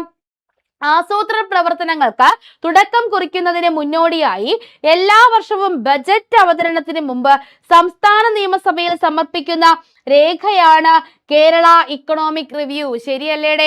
നമ്മൾ അങ്ങനെ ചെയ്യാറില്ലേ? നമ്മൾ ബജറ്റ് അവതരണത്തിന് മുമ്പ് നമ്മുടെ സംസ്ഥാന നിയമസഭയിൽ അതിന്റെ ഒരു രൂപരേഖ നമ്മൾ അവതരിപ്പിക്കാറുണ്ട്. അതിനെ പറയുന്ന പേരാണ് കേരള ഇക്കണോമിക് റിവ്യൂ. മൂന്നാമത്തെ സ്റ്റേറ്റ്മെന്റും ഇവിടെ ശരിയാണ്. അപ്പോൾ 1 3 മാത്രമാണ് ഇവിടെ ശരിയായിട്ടുള്ളത്. അപ്പോൾ ഇവിടുത്തെ ഉത്തരം ഓപ്ഷൻ സി 1 3 മാത്രം. ക്ലിയർ അല്ലേ? അടുത്ത ചോദ്യത്തിലേക്ക് നമുക്ക് പോയാലോ. 32ാമത്തെ ചോദ്യം, 2021 നിലവിൽ വന്നത് എത്രാമത് കേരള നിയമസഭയാണ്? അതെ, അടുത്ത ഇലക്ഷൻ വരാൻ പോകുന്നു. നമ്മുടെ 2021 നിലവിൽ വന്നത് എത്രാമത് കേരള നിയമസഭയാണ് എന്ന് ചോദിച്ചാൽ option A 13, B 14, C 15, D 16. എത്രാമത്തേതാണ്?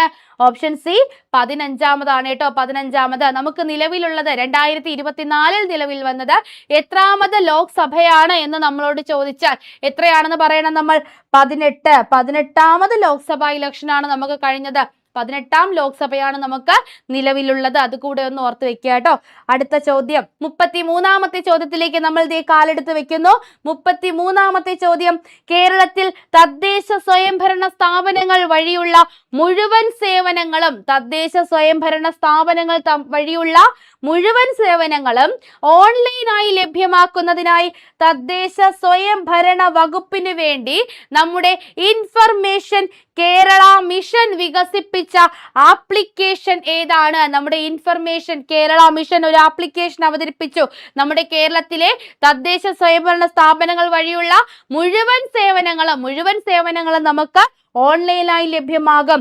Option A K Sevana, B K smart, C Sanjaya, D Sugama. നമ്മുടെ കേരളം ഇപ്പോൾ കുറച്ച് സ്മാർട്ട് ആണല്ലേ? നമ്മുടെ കേരളം കുറച്ച് സ്മാർട്ട് ആണ്. ഉത്തരം ഏതാണ്? ഓപ്ഷൻ ബി കെ സ്മാർട്ട് ആണ് ഇവിടത്തെ ഉത്തരം. അടുത്ത ചോദ്യം നോക്കിക്കേ.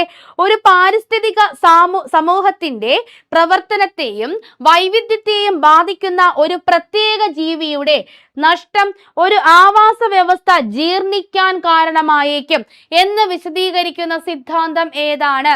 അതായത് നമ്മുടെ പട്ടുനൂൽ പുഴുവില്ലേ, മൾബറി ചെടികൾ നശിച്ചു കഴിഞ്ഞാൽ പട്ടുനൂൽ പുഴുകൾ ഇല്ലാതാകുമെന്ന് പറയില്ലേ? കാരണം മൾബറി ചെടിയുടെ ഇലകളാണ് ഈ പട്ടുനൂൽ പുഴുക്കൾ ആഹാരമാക്കുന്നത്. അപ്പൊ മൾബറി ചെടിയുടെ നശീകരണം നമ്മുടെ പട്ടുനൂലിന്റെ നാശത്തിലേക്ക് കടക്കും. അങ്ങനെ സ്പെസിഫൈ ചെയ്യുന്നു. ഒരെണ്ണം ഇല്ലെങ്കിൽ മറ്റൊന്ന് നശിക്കുന്നു. അങ്ങനെ ആ ആവാസ വ്യവസ്ഥ തന്നെ ജീർണിക്കാൻ കാരണമായേക്കും എന്ന് വിശദീകരിക്കുന്ന സിദ്ധാന്തം.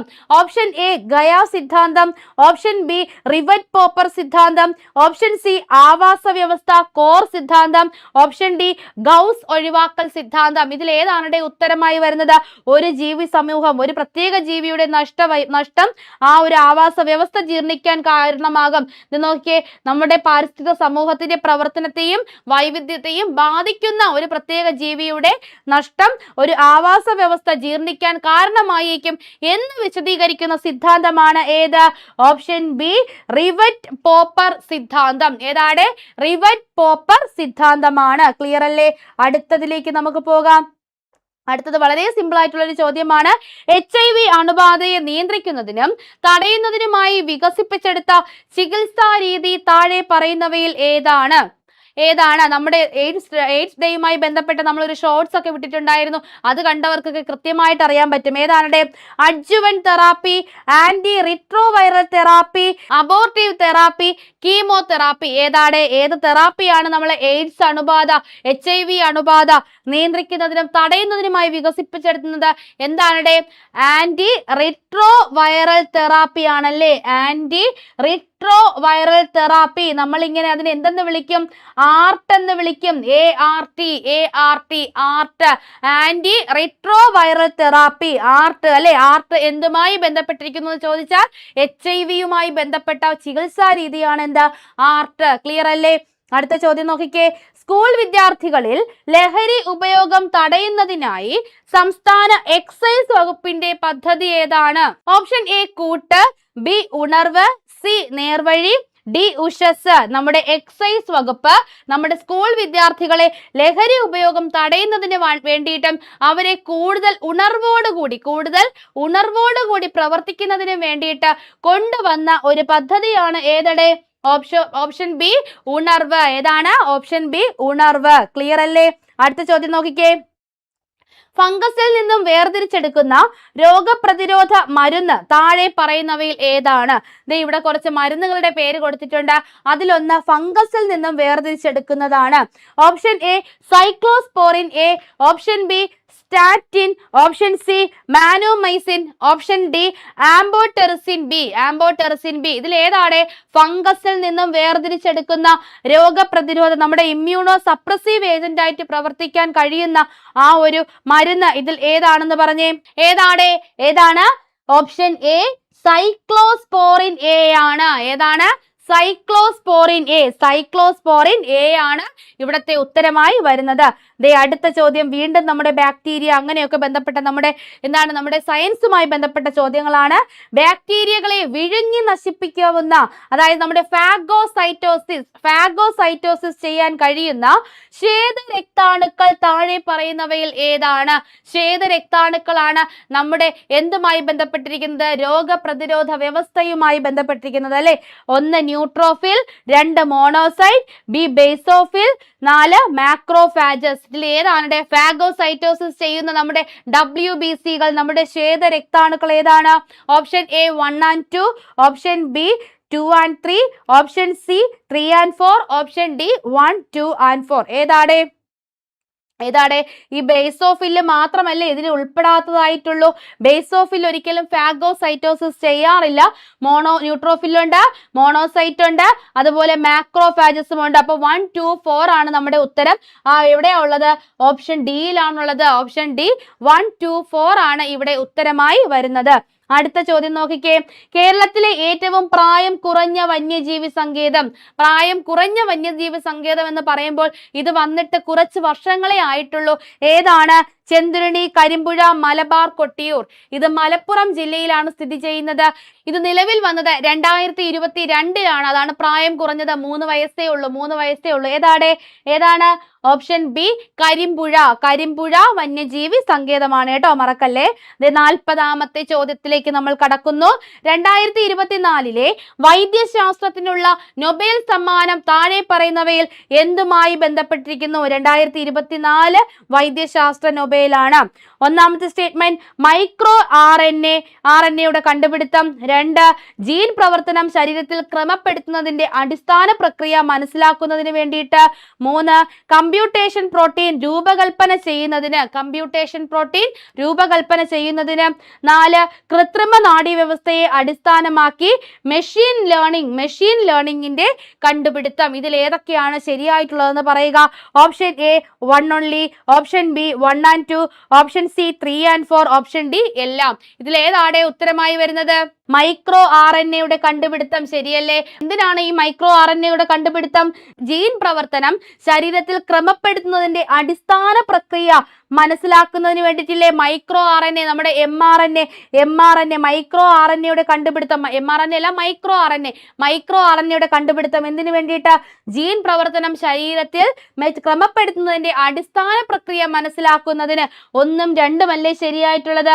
അപ്പൊ ഓപ്ഷൻ ബി അല്ലേ ഇവിടെ ഉത്തരമായി വരുന്നത്?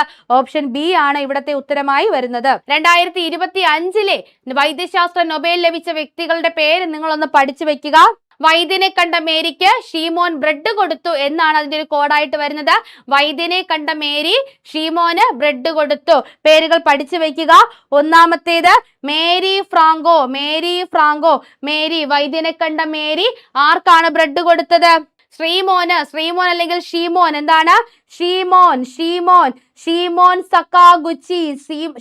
സക്കാഗുച്ചി. അടുത്തതാരാണ്? Fred.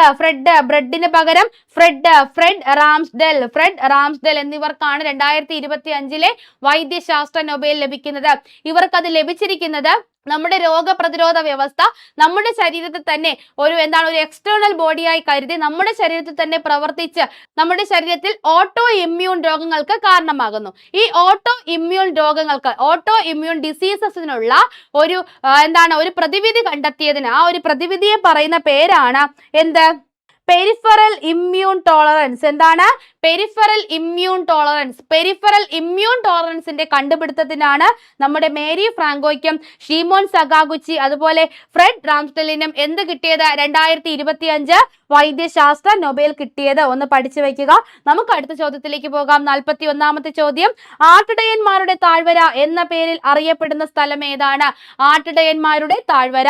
Option A Pulwama, B Gurez valley, C C Pahalgam, D Pampore valley. വളരെ വളരെ പ്രധാനപ്പെട്ടതാണ്. അതായത് 2025 ഏപ്രിൽ മാസം 22-ാം തീയതി ഈ ഒരു സ്ഥലത്തേക്ക് ടൂർ വന്ന ചിലരെ നമ്മൾ വളരെ കണ്ണീരോടെ കണ്ട കാഴ്ചയാണ്. വിവാഹം കഴിഞ്ഞ് വളരെ ദിവസങ്ങൾ മാത്രം ബാക്കിയുള്ളപ്പോൾ ഹണിമൂണിന് പോയ ഒരു കപ്പിൾസിലെ ആരാണ് ആ ഒരു വനിതയുടെ ഹസ്ബൻഡിനെ വെടിവെച്ച് കൊന്നു, അവരുടെ മുന്നിലിട്ട് വെടിവെച്ച് കൊന്നു, പേര് ചോദിച്ചിട്ട് വെടിവെച്ച് കൊന്നു എന്നൊരു വാർത്ത നമ്മൾ അവിടെ കണ്ടതാണ്. എവിടെയാണ്? പുൽവായ, ഗൂറസ് വാലി, പഹൽഗാം, പാമ്പോർ വാലി. ഏതാണ് ആട്ടിടയന്മാരുടെ താഴ്വര? പഹൽഗാം ആണ് കേട്ടോ. പഹൽഗാം, ഓപ്ഷൻ സി പഹൽഗാം ആണ്. ഈ പഹൽഗാം ഓപ്പറേഷനെതിരെ, പഹൽഗാം ഭീകരാക്രമണത്തിനെതിരെ നമ്മുടെ ഇന്ത്യൻ സംയുക്ത സേന, നമ്മുടെ കര നാവിക വ്യോമസേന പാകിസ്ഥാനെതിരെ നടത്തിയ ആക്രമണമാണ് എന്ത്? Operation Sindoor. Operation Sindoor. Clear അല്ലേ? അടുത്ത നോക്കിക്കേ. സൂര്യപ്രകാശം അന്തരീക്ഷത്തിലൂടെ കടന്നു വരുമ്പോൾ ഏറ്റവും കൂടുതൽ വിസരണം സംഭവിക്കുന്ന പ്രകാശവർണം. വിസരണം സംഭവിക്കുക എന്ന് വെച്ചാൽ അതങ്ങനെ ചിന്നിച്ചിതറി നമ്മുടെ കണ്ണിൽ എത്താതെ വരിക. വിസരണം കുറവാണെങ്കിൽ അത് കൂടുതൽ ദൂരം സഞ്ചരിച്ച് നമ്മുടെ കണ്ണിലേക്ക് എത്തും. അതുകൊണ്ടാണ് അപായ സൂചകങ്ങളായിട്ട് എന്തുപയോഗിക്കുന്നത്? റെഡ് ഉപയോഗിക്കുന്നത്. വിസരണം കുറവാണ്, ചിന്നിച്ചിതറി പോകാതെ നമ്മുടെ കണ്ണുകളിലേക്ക് എത്ര ദൂരത്ത് നിന്നാലും ആ കളർ നമ്മുടെ കണ്ണിൽ കിട്ടുന്നു. ഓപ്ഷൻ എ ചുവപ്പ്, ബി നീല, സി മഞ്ഞ, ഡി വയലറ്റ്. ഇതിലേതാണ്? റെഡ് അല്ലെങ്കിൽ നമ്മൾ നേരെ തിരിഞ്ഞു നോക്കും. ഏതാണ്? വയലറ്റ് അല്ലെ? Option D violet. അടുത്ത ചോദ്യം, ഒരു വസ്തുവിനെ തിരശ്ചീന ദിശയിൽ തറയിലൂടെ ചലിപ്പിക്കുമ്പോൾ ചെയ്യുന്ന പ്രവൃത്തി ഏത് ബലത്തിനെതിരാണ്? തറയിലൂടെ നിരക്കുമ്പോൾ ഓപ്പോസിറ്റ് പിടിക്കുന്ന ബലം ഏതാണ്? ഗുരുത്വാകർഷണ ബലം, പേശി ബലം, ഘർഷണ ബലം, കാന്തിക ബലം. എന്താണ്? ഫ്രിക്ഷൻ അല്ലേ? നമ്മളിങ്ങനെ ഒരു വസ്തു മുന്നോട്ടാക്കുമ്പോൾ അത് നമ്മളൊരു ഗ്രിപ്പിട്ട് നിൽക്കുക എന്ന് പറയില്ലേ? തറയിലൊക്കെ ഇങ്ങനെ ചെറിയ ചെറിയ വരകളൊക്കെ സിമന്റ് പാകിയ തറയിൽ വരയിട്ട് പോകില്ലേ? എന്തിനാണ്? ആ ഒരു ഗ്രിപ്പ് കിട്ടാൻ, നമുക്കൊരു ഫ്രിക്ഷൻ കിട്ടാൻ. എന്തിനാണ്? ഘർഷണം കിട്ടാൻ, നമ്മൾ മുന്നോട്ട് പോകാതെ പിന്നോട്ട് പിടിച്ചു നിർത്താൻ, അതിനെതിരെ പ്രവർത്തിക്കുന്നത്. ഓപ്ഷൻ സി ഘർഷണ ബലം. അടുത്ത ചോദ്യം, ശബ്ദം പരമാവധി വേഗത്തിൽ സഞ്ചരിക്കുന്ന മാധ്യമം ഏതാണ്? പരമാവധി. ഓപ്ഷൻ എ ദ്രാവകം, ബി ഖരം, സി വാതകം, ഡി ശൂന്യത. ശൂന്യതയിലൂടെ ശബ്ദം സഞ്ചരിക്കില്ല അല്ലെ? അപ്പൊ ശബ്ദം ഏറ്റവും കൂടുതൽ വേഗതയിൽ സഞ്ചരിക്കുന്നത് നമ്മളൊരു ഇരുമ്പ് ദണ്ടിൽ അടിക്കുന്നതാണോ, നമ്മുടെ കൈകൊണ്ട് തട്ടുന്നതാണോ, ഒരു മേശമേൽ തട്ടുന്നതാണോ, നമ്മുടെ വായുവിലുള്ള ശബ്ദമാണോ ഏറ്റവും നല്ല അടിപൊളിയായിട്ട് നമുക്ക് കൂടുതൽ ദൂരം കേൾക്കാൻ കഴിയുന്നത്? ഏതാണ്? ഖരമാണല്ലേ? ഖരം. ഓപ്ഷൻ ബി ഖരമാണ് ഉത്തരമായി വരുന്നത്. അടുത്ത ചോദ്യം നോക്കിക്കേ. 2025 നവംബർ മാസത്തിൽ നടക്കുന്ന G20 ഉച്ചകോടിക്ക് ആതിഥേയത്വം വഹിക്കുന്ന രാജ്യം. G20 ഉച്ചകോടിക്ക് ആതിഥേയത്വം വഹിക്കുന്ന രാജ്യം. 2023 18ാമത് G20 ഉച്ചകോടിയിലൂടെ G20യിൽ അംഗമായ രാജ്യം. ഇനി G20 അല്ല, G21 ആണ് എന്ന് നമ്മൾ പഠിച്ചിട്ടുണ്ടായിരുന്നു. Option A South Africa, B India, C France, D America. ഏതാണ്? ഓപ്ഷൻ എ സൗത്ത് ആഫ്രിക്ക ആണല്ലേ? 2025 20ാമത് ജി സമ്മിറ്റ് ഉച്ചകോടി നടന്നത് സൗത്ത് ആഫ്രിക്കയിലാണ്. 2023 18ാമത് G20 ഉച്ചകോടിക്ക് വേദിയായത് ഇന്ത്യയിലാണ്. ഇന്ത്യയിൽ വെച്ച് നടന്ന ആ ഒരു G20 ഉച്ചകോടിയിലാണ് ആഫ്രിക്കൻ യൂണിയൻ G20യിൽ അംഗമാകുന്നത്. പഠിച്ചു വെക്കുക.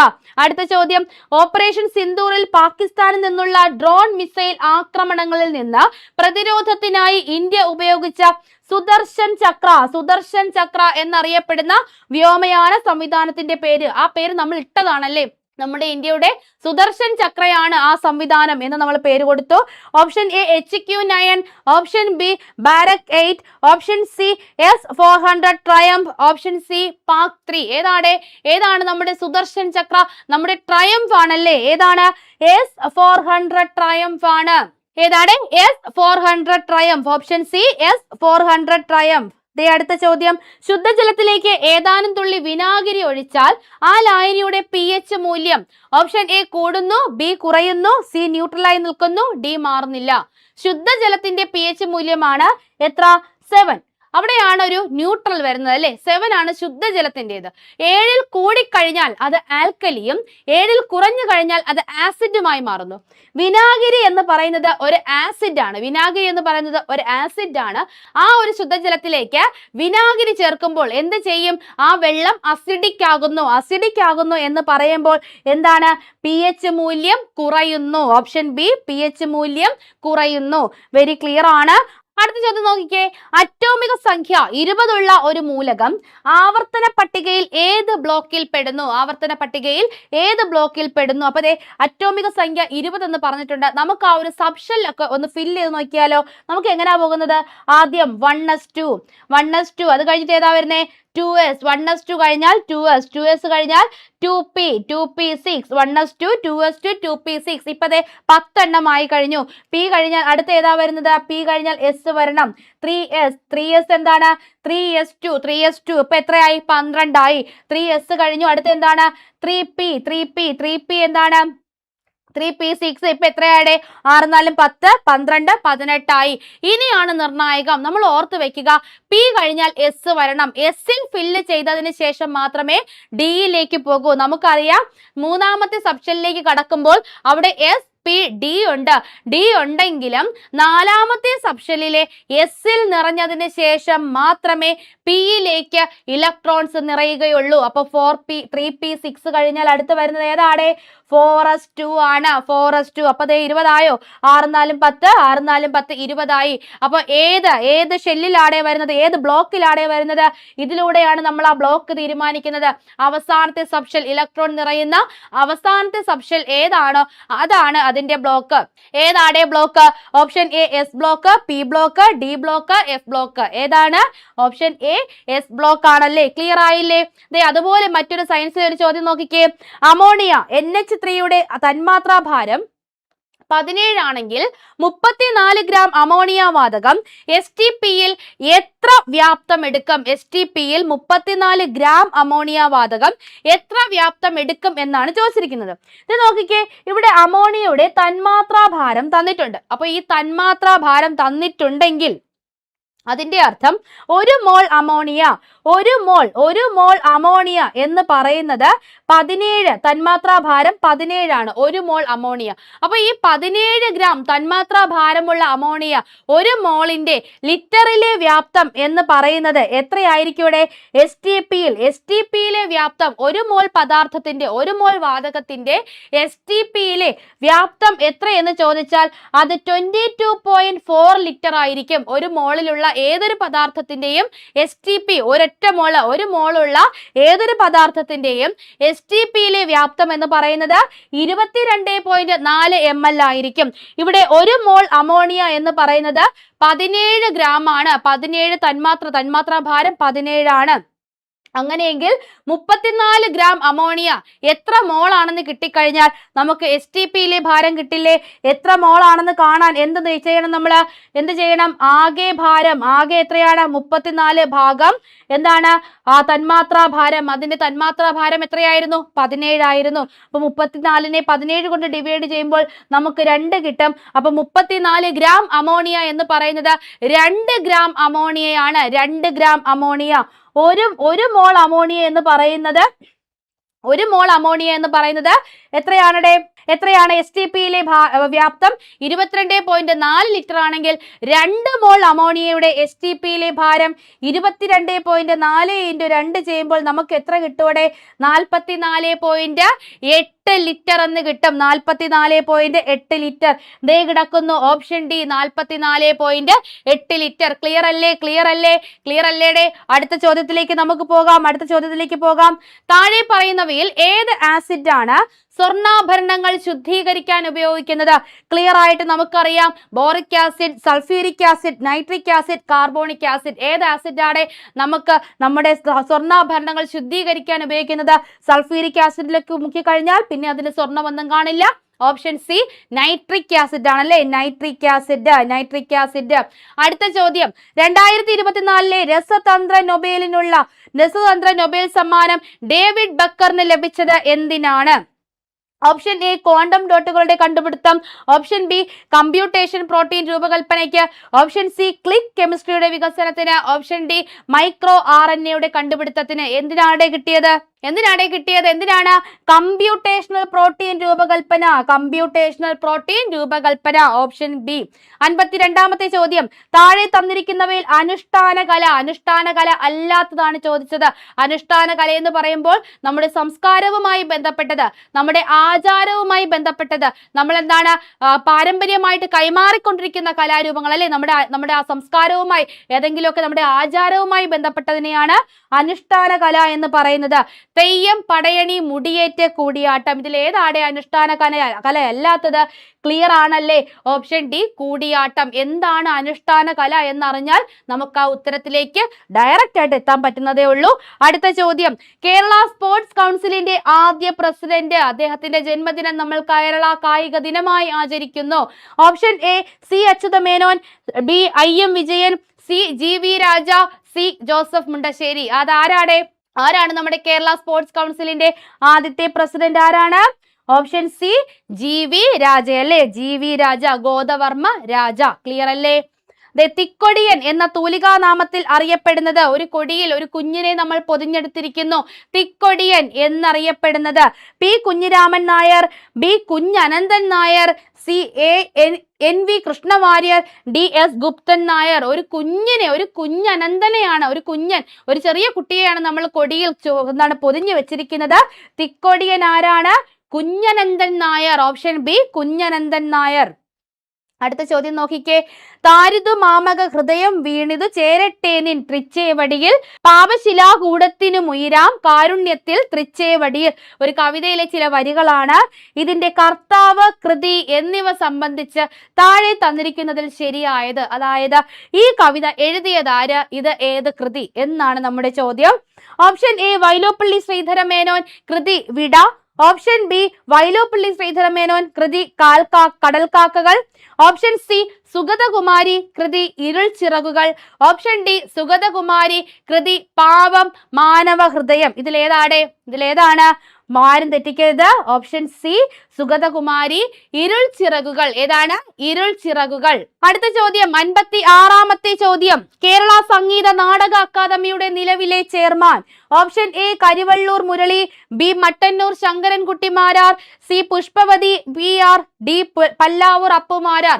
ഇദ്ദേഹത്തിന് നമ്മുടെ കേരള സംഗീത നാടക അക്കാദമിയുടെ ഇപ്പോഴത്തെ ചെയർമാന് നമ്മുടെ ഇന്റർനാഷണൽ കഥകളി അവാർഡ് ലഭിച്ചിട്ടുണ്ട് കേട്ടോ.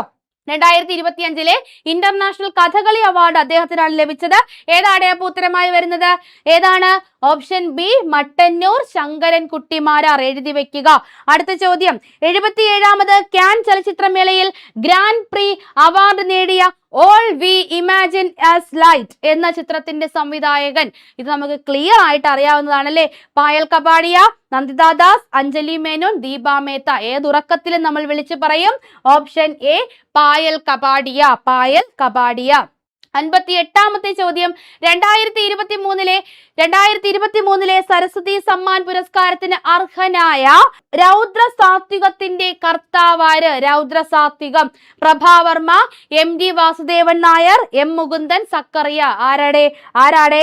നമ്മുടെ സ്വന്തം പ്രഭാവർമ്മ. രൗദ്ര സാത്വികങ്ങൾ ഒരു പ്രഭയാൽ വരികയാണല്ലേ 2023 സരസ്വതി സമ്മാൻ. 59ാമത്തെ ചോദ്യം, ഡാഷിന് ഉദാഹരണമാണ് ആന്റി വൈറസ് സോഫ്റ്റ്വെയർ. അപ്പോൾ തന്നിരിക്കുന്നവയിൽ ഒരെണ്ണം ഒരു ആന്റി വൈറസ് സോഫ്റ്റ്വെയർ ആണ്. ഏതൊന്നും നോക്കുക. Operating system, utility software, application software, free software. ഇതിൽ ഏതോ ഒന്ന് ഒരു ആന്റി വൈറസ് സോഫ്റ്റ്വെയറിന് ഉദാഹരണമാണ്. ഏതാണ്? യൂട്ടിലിറ്റി സോഫ്റ്റ്വെയർ ആണ്. ഓപ്ഷൻ ബി, യൂട്ടിലിറ്റി സോഫ്റ്റ്വെയർ ആണ്. അടുത്ത് നോക്കിക്കേ, HDMI പൂർണ്ണ രൂപം high definition multimedia internet, high definition multiple interface, high definition multimedia interface, heavy digital multimedia interface. ഇതിൽ ഏതാണ് HDMI? ഏതാണ്? High definition multimedia interface, HDMI. അടുത്ത് നോക്കി, ഇതിലൊന്നും പറയില്ല, ഡയറക്റ്റ് ചോദ്യമാണ്. ജിംബിൽ ഒരു അനിമേഷനെ സേവ് ചെയ്യാൻ അതിനെ ഡാഷ് ഫോർമാറ്റിൽ സേവ് ചെയ്യണം. ഏത് ഫോർമാറ്റ് ആണെന്ന് പറഞ്ഞേ. Option A, GIF, option B, MPEG, option C, PNG, option D, JPEG. ഏതാണ്? ഓപ്ഷൻ എ, GIF ആണ്. Option A, GIF. ക്ലിയർ അല്ലേ? 62ാമത്തെ ചോദ്യം നോക്കിക്കേ. താഴെ പറയുന്നവയിൽ ഒരു വെബ് ബ്രൗസർ അല്ലാത്തത് ഏത്? ഇത് നിങ്ങൾക്ക് കാണുമ്പോൾ തന്നെ മനസ്സിലാകും. Option A Mozilla Firefox, option B duck duck go, option C Google, option D dolphin. ഇതിൽ ഏതാണ് ഒരു വെബ് ബ്രൗസർ അല്ലാത്തത്? ഏതാണ്? നമ്മുടെ സ്വന്തം ഗൂഗിൾ ആണല്ലേ. ഗൂഗിൾ ഒരു വെബ് ബ്രൗസർ അല്ല എന്നുള്ള കാര്യം നിങ്ങൾ ഓർത്തു വെക്കുക. 63ാമത്തെ ചോദ്യം. സ്മാർട്ട് ഹോം ഉപകരണങ്ങളെ ബന്ധിപ്പിക്കാനും നിയന്ത്രിക്കാനും മൊബൈൽ ഉപകരണങ്ങളെ പ്രാപ്തമാക്കുന്ന സാങ്കേതിക വിദ്യ. നമ്മുടെ വീട്ടിലെ സ്മാർട്ട് ഹോം ഉപകരണങ്ങളെ ബന്ധിപ്പിക്കാനും നിയന്ത്രിക്കാനും ഒക്കെ ഉപയോഗിക്കുന്ന മൊബൈൽ ഉപകരണങ്ങളെ പ്രാപ്തമാക്കുന്ന സാങ്കേതിക വിദ്യ ഏതാണ്? Option A mobile operating system, B smart phone, C internet of smart homes, D internet of things. ഏതാണ് ഉത്തരമായി വരുന്നത്? ഏതാണ്? Option D internet of things ആണ്. Option D internet of things. അടുത്ത ചോദ്യം 64ാമത്തെ ചോദ്യം. വിവരാവകാശ നിയമത്തിലെ ഷെഡ്യൂളുകളുടെ എണ്ണം. വളരെ സിമ്പിൾ ആയിട്ടുള്ള ചോദ്യം അല്ലേ. Option A 1, B 2, C 3, D 4. എത്ര ഷെഡ്യൂളുകളാണ്? നമുക്ക് ക്ലിയർ ആയിട്ട് അറിയാം. 2 ഷെഡ്യൂളുകളെ നമ്മുടെ വിവരാവകാശ നിയമത്തിലുള്ളൂ. Option B. അടുത്ത ചോദ്യം. ഉപഭോക്തൃ സംരക്ഷണ നിയമം 2019 എത്ര വകുപ്പുകളുണ്ട്? ഉപഭോക്തൃ സംരക്ഷണ നിയമം 28, 53, 88, 107. എത്ര വകുപ്പുകളാണ്? 107 വകുപ്പുകളാണ്. എത്രയാണ്? 107 വകുപ്പുകൾ. അടുത്ത ചോദ്യം നോക്കിക്കേ. ഗാർഹിക പീഡന നിരോധന നിയമം പാസാക്കിയതെന്ന്. ഗാർഹിക പീഡന നിരോധന നിയമം പാസാക്കിയത് 2000 സെപ്റ്റംബർ 13, 2005 സെപ്റ്റംബർ 13, 2008 ഒക്ടോബർ 15, 2010 ഒക്ടോബർ 15. എന്നാണ് 2005 സെപ്റ്റംബർ 13നാണ്. 2005 സെപ്റ്റംബർ 13. അടുത്ത ചോദ്യം നോക്കിയേ. പോക്സോ കേസ് ഫയൽ ചെയ്യുന്നതിനുള്ള സമയപരിധി. എത്ര നാൾ കഴിഞ്ഞിട്ടാണ് പോക്സോ കേസ് ഫയൽ ചെയ്യുന്നത്? 6 മാസം, 1 വർഷം, 2 വർഷം. സമയപരിധി ഇല്ല. അങ്ങനെ ഒരു സമയപരിധി ഉണ്ടോ? ഇല്ലല്ലേ. നമ്മൾ എപ്പോ ചെന്ന് പറഞ്ഞാലും അത് കേസാക്കും. എപ്പോ ചെന്ന് പറഞ്ഞാലും കേസാക്കും. ആ കുട്ടിക്ക് അത് റിവീൽ ചെയ്യാൻ കുറച്ച് സമയം നമ്മൾ കൊടുക്കണം അല്ലേ? ഉറപ്പായിട്ടും. അടുത്ത ചോദ്യം. കേരളത്തിലെ ആദ്യത്തെ ഇ സ്പോർട്സ് കേന്ദ്രം എവിടെയാണ് സ്ഥാപിച്ചിരിക്കുന്നത്? കേരളത്തിലെ ആദ്യത്തെ ഇ സ്പോർട്സ് കേന്ദ്രം തലശ്ശേരി, കോഴിക്കോട്, തൃശ്ശൂർ, തിരുവനന്തപുരം. എവിടെയാണ് കേരളത്തിലെ ആദ്യത്തെ ഇ സ്പോർട്സ് കേന്ദ്രം? എവിടെയാണ്? തലശ്ശേരിയിലാണ്. തലശ്ശേരി. Option A. 69ാമത്തെ ചോദ്യം. 2024 ദാദാ സാഹിബ് ഫാൽക്കെ പുരസ്കാരം ആർക്ക് ലഭിച്ചു? ആർക്കാണ്? സൽമാൻ ഖാൻ, മിഥുൻ ചക്രവർത്തി, സഞ്ജയ് ദത്ത്, അനിൽ കപൂർ. 2025 ചോദിച്ചാൽ നമ്മൾ പറയായിരുന്നല്ലേ നമ്മുടെ സ്വന്തം മോഹൻലാലിനാണെന്ന്. 2024 ചോദിച്ചാലും നമ്മൾ പറയണം ആർക്കാണ്? മിഥുൻ ചക്രവർത്തി. ഓപ്ഷൻ ബി മിഥുൻ ചക്രവർത്തി. നമ്മുടെ അവസാനത്തെ ചോദ്യം 70ാമത്തെ ചോദ്യം ഇരിക്കുന്നു. ദേശീയ മനുഷ്യാവകാശ കമ്മീഷൻ നിലവിൽ വന്ന വർഷം. ദേശീയ മനുഷ്യാവകാശ കമ്മീഷൻ വളരെ സിമ്പിൾ ആയി പോയല്ലേ. 1993 ഒക്ടോബർ 12, 1992 സെപ്റ്റംബർ 10, 1994 സെപ്റ്റംബർ 10, 1995 ഒക്ടോബർ 12. ഏത് വർഷമാണ് നമ്മുടെ ദേശീയ മനുഷ്യാവകാശ കമ്മീഷൻ നിലവിൽ വന്നത്? നമുക്ക് ക്ലിയർ ആയിട്ട് അറിയാം. 1993 ഒക്ടോബർ 12. Option A. അല്ലേടെ? ക്ലിയർ അല്ലേ? 79/2025 ചോദ്യപേപ്പറാണ് നമ്മൾ ഡിസ്കസ് ചെയ്തത്. അത്യാവശ്യം നല്ല ഡീറ്റെയിൽഡ് ആയിട്ട് തന്നെ നമ്മൾ എല്ലാ കാര്യങ്ങളും പറഞ്ഞു പോയിട്ടുണ്ട്. ഇനി നമുക്ക് അടുത്ത ക്ലാസ്സിലൂടെ മറ്റൊരു കണ്ടന്റുമായി വീണ്ടും കാണാം. താങ്ക്